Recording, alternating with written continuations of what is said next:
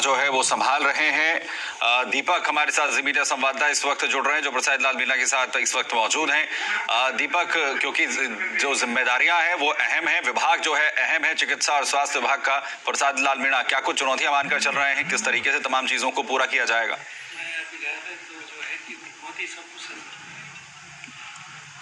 देखिए, पोर्टफोलियो बदला गया है प्रसाद लाल मीणा का। इंडस्ट्री से अब उनको मेडिकल हेल्थ और साथ में एक्साइज डिपार्टमेंट दिया गया है। हम सबसे पहले प्रसाद लाल मीणा सर, सबसे पहले बधाई आपको। धन्यवाद आपका बहुत बहुत। सर, बड़ा चुनौतियों वाला ये मेडिकल डिपार्टमेंट है, कोविड है, डेंगू चल रहा है और आगे भी बड़ी लंबी चुनौतियाँ, किस तरीके से नैया पार? सरकार के सामने कोई चुनौतियां नहीं होती है। इतनी बड़ी महामारी थी कोविड की, पूरे वर्ल्ड में और पूरे देश में भी थी, पर राजस्थान सरकार ने, माननीय मुख्यमंत्री जी ने जिस कुशलता से उसका सामना किया, निश्चित रूप से प्रदेश की जनता मुख्यमंत्री जी के आभारी है।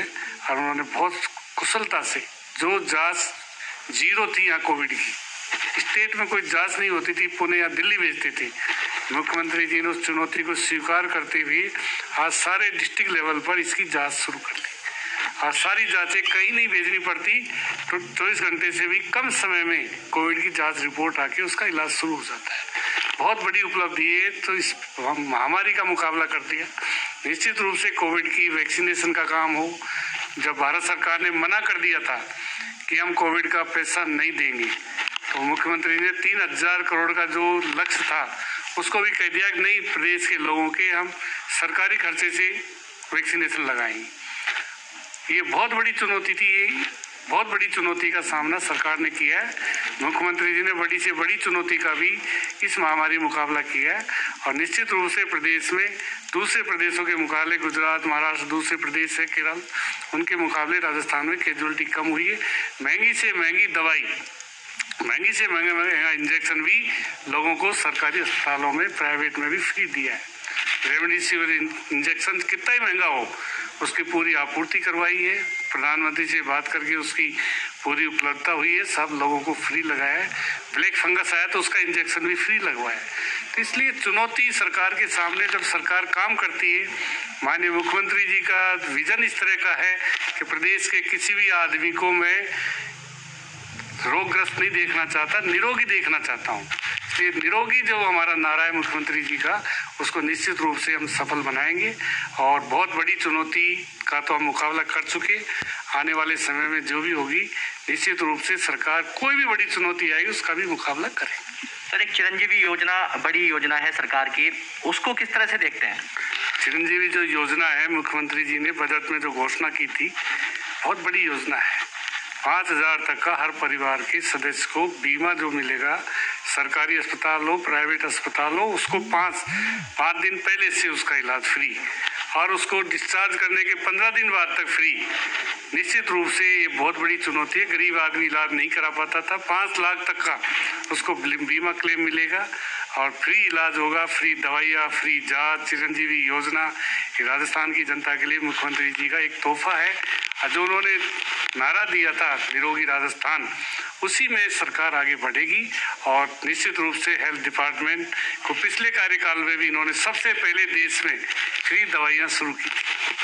तो दूसरी सरकार आई, बड़ा अचीवमेंट है वो, बहुत बड़ा अचीवमेंट देश में कहीं भी नहीं है। गुजरात में कहीं चले जाओ आप, वो बहुत बड़ी शुरुआत की थी। उस शुरुआत को आगे बढ़ाया है, बढ़ाते रहेंगे। और निश्चित रूप से प्रदेश के लोगों के जो भी संभव होगा वो हम करेंगे। उनके लिए फ्री दवाइयाँ, फ्री जांच, मुख्यमंत्री चिरंजीवी स्वास्थ्य बीमा योजना, और भी कोई करना पड़ेगा तो मुख्यमंत्री जी निश्चित रूप से करेंगे। क्या मानते हैं उद्योग से बड़ी जिम्मेदारी है? उद्योग की भी जिम्मेदारी बड़ी थी, ये भी बड़ी जिम्मेदारी है। उद्योग को भी उन्होंने अच्छा कराया। हमने उद्योग में जो कोई उद्योग विभाग को लेना नहीं चाह रहा था, हमने मुख्यमंत्री जी के विजन से, उनकी कृपा से इस विभाग को भी पूरे स्टेट में, हमारा एक भी उपखंड ऐसा नहीं रहेगा जहाँ पर हमारा औद्योगिक क्षेत्र नहीं होगा। पहली बार राजस्थान के 21-22 के बजट में 68 हमने औद्योगिक क्षेत्र विकसित करने का जो मुख्यमंत्री जी ने लक्ष्य दिया, उसके अगेंस्ट हमने 100 से भी अधिक हमने औद्योगिक क्षेत्र इस साल हम मार्च से पहले विकसित कर देंगे। प्रदेश के लोगों को रोजगार मिले। हमारे ट्राइबल एरिया में जो गुजरात वगैरह जाते लोग, वहाँ भी हम इंडस्ट्रीज एरिया बना रहे हैं।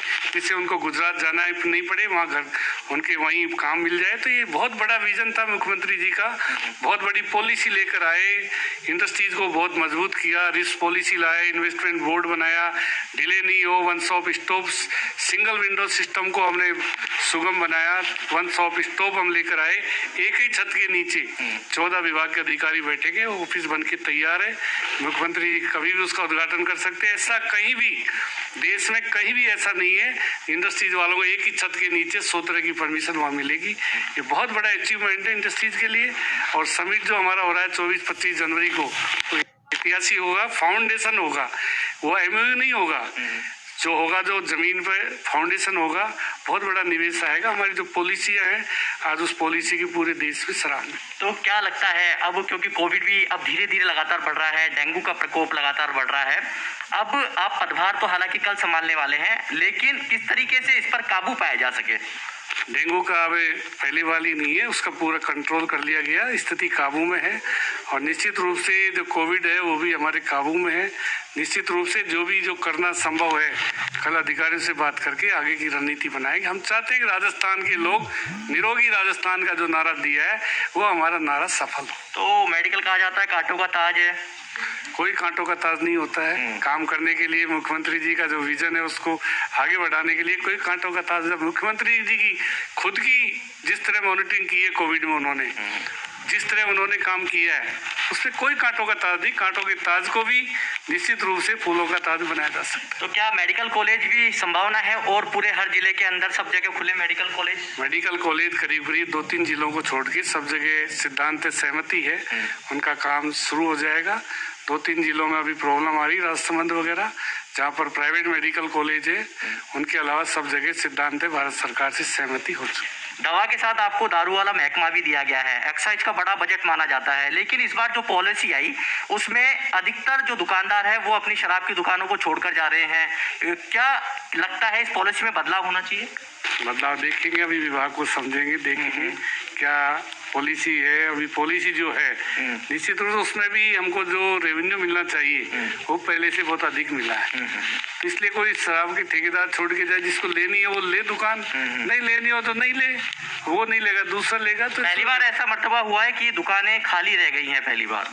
ऐसी कोई सूचना नहीं अभी तो मेरे पास खाली रह गई, कुछ छोड़ के जरूर गए हैं, क्योंकि जो उन्होंने लिए अपनी मर्जी से लिए, अपनी मर्जी से उन्होंने ऑक्शन पे पैसा लगाया, फिर छोड़ के क्यों जाएंगे? नहीं, पहली बार ऐसा हुआ है कि मतलब कि जो नीलामी हुई है, लोग इंटरेस्ट तो, हालांकि नीलामी तो लगा ही, लेकर आपकी जो कह सकते हैं कि जो दुकानें हैं बड़ी महंगी थी, जो आपकी जो खुद एक्साइज जो दुकानें चला रही थी उनको भी उन्होंने भी छोड़ दिया है। और मैं कह चुका रेवेन्यू पहले से ज्यादा मिला है, फिर छोड़ के जाने का सवाल। पॉलिसी सफल है, पॉलिसी सफल है, उसमें कोई अमेंडमेंट होगा तो माननीय मुख्यमंत्री जी से और देखेंगे, लोगों की सुन के, बजट के पूर्व जो मीटिंग बुलाते हैं, सब लोगों की चर्चा करते हैं, उसमें कोई बात आएगी तो मुख्यमंत्री जी करेंगे, उसमें क्या दिक्कत। अच्छा, तो आप पदभार कब संभाल रहे हैं, और बड़ा समर्थकों का है हुजूम है, और क्या लगता है इस पोर्टफोलियो के बाद क्या सत्ता और संतुलन ठीक है?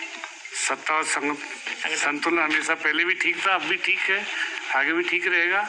और 2023 में जो हमारा नारा है 23 में रिपीट होंगे, उसी को टारगेट बना के हम काम कर रहे हैं, आम आदमी के लिए, आम लोगों के लिए। जो भी अभी डीजल पेट्रोल का भी हमने कम किया, भारत सरकार ने जिस तरह महंगाई बढ़ाई उसका नतीजा भारत सरकार को भी दोनों उपचुनाव मिल गया। कभी बीजेपी 3 से 4थे नंबर पर नहीं आई होगी, पर ये महंगाई के कारण, डीजल पेट्रोल गैस के कारण जनता ने उनको करारा जवाब दिया है। और मुख्यमंत्री जी ने प्रधानमंत्री जी को पत्र लिखा है कि स्पेशल एक्साइज ड्यूटी और एडिशनल एक्साइज ड्यूटी को आप कम करो, सारा धनी आप डीजल पेट्रोल से मत कमाओ, और भी काम करो कोई। इसलिए उनको पत्र लिखा है, स्पेशल ड्यूटी एक्साइज एडिशनल कम होगी तो निश्चित रूप से डीजल पेट्रोल के दाम और कम होते। लेकिन वेट भी उतना कम नहीं किया जितना आपने वेट कोरोना काल के अंदर बढ़ाया। जितना कर सकते थे बढ़ाया नहीं, जितना बढ़ाया था उससे भी कम कर। नहीं, कम नहीं किया। मध्य प्रदेश 7% आपने। अब मध्य प्रदेश में जहाँ है वहाँ से रेट हमारी कम है, जब बीजेपी शासित मध्य प्रदेश से उसमें हमारा डीजल पेट्रोल का रेट कम है। तो प्रसादी लाल मीणा यहाँ पर एक्सक्लूसिव आप सुन रहे हैं, जहाँ पर प्रदेश के लोगों की जो तमाम आकांक्षाएं उन्हें पूरा किया जाएगा, और साथ ही साथ जो जिम्मेदारी है चिकित्सा